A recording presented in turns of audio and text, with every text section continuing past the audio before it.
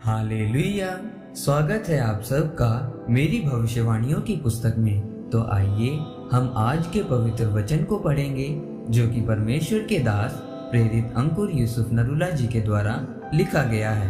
अपने जीवन से परमेश्वर की महिमा करें, जैसा कि दूसरा राजाओं अध्याय 5 उसकी 3 आयत में लिखा है। उसने अपनी स्वामिनी से कहा, यदि मेरा स्वामी शोमरोन के भविष्यद्वक्ता के पास होता तो क्या ही अच्छा होता, क्योंकि वह उसको कोढ़ से चंगा कर देता।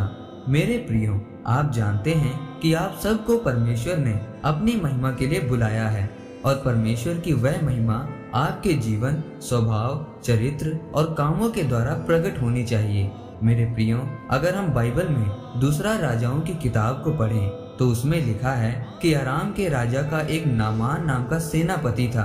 वह बहुत शूरवीर था, लेकिन कोढ़ी था।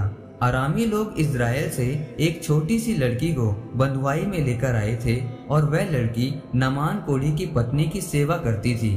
उस छोटी लड़की ने नामान कोढ़ी से कहा कि अगर तू शोमरोन के भविष्यद्वक्ता के पास होता तो तू अपने कोढ़ से चंगा हो जाता, क्योंकि मेरा परमेश्वर चंगा करने वाला परमेश्वर है। तब नामान उस परमेश्वर के भविष्यद्वक्ता के पास जाता है और चंगा होकर वापिस आता है। मेरे प्रियो, याद रखें, आप जिस भी स्तर पर हैं उस स्तर पर रहकर परमेश्वर की महिमा करें। जरा सोचें कि उस छोटी लड़की ने ये नहीं सोचा होगा कि मैं तो खुद बंधुआई में हूँ, परमेश्वर पहले मुझे छुड़ाए तब मैं लोगों को परमेश्वर के बारे में गवाही दूंगी।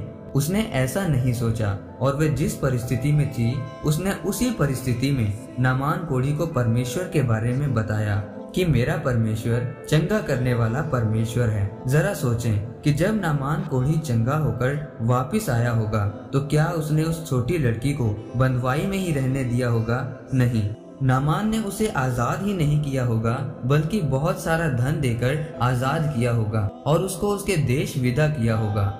मेरे प्रियो, जब आप परमेश्वर के नाम को सबके सामने महिमा देते हैं तो परमेश्वर उसका प्रतिफल आपको जरूर देते हैं। आज लोग झूठ बोलकर चर्च आते हैं कि कहीं उनके आसपास वालों को पता न चले कि वह चर्च जा रहे हैं। जिस जगह पर आप नौकरी करते हैं वहाँ किसी को पता ही नहीं होता कि आप मसीह हैं।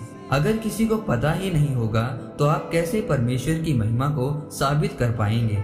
इसीलिए मेरे प्रियो, अपने रिश्तेदारों को परमेश्वर के बारे में बताएं, लोगों को अपनी गवाही के बारे में बताएं। अगर आपके जीवन में कोई दुख है या आप कठिन परिस्थिति से गुजर रहे हैं तो तब भी लोगों को परमेश्वर के बारे में बताएं, क्योंकि जब आप ऐसा करेंगे तो परमेश्वर आपको उस छोटी लड़की की तरह आशीषित करेंगे और आपको आपका प्रतिफल जरूर देंगे। फिर परमेश्वर आपको अगले स्तर पर लेकर जाएंगे। परमेश्वर इस वचन के द्वारा आपको आशीषित करे। आमीन।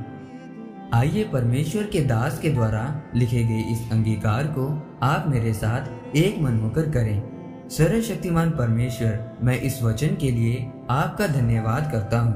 परमेश्वर, मैं अंगीकार करता हूँ कि मैं अपने जीवन से आपके ही नाम को महिमा दूंगा और आपके भले कामों को लोगों को बताऊंगा, प्रभु यीशु मसीह के नाम में। आमीन। परमेश्वर आप सबको आज के वचन के ऊपर मनन करने के द्वारा आशीषित करे। आमीन।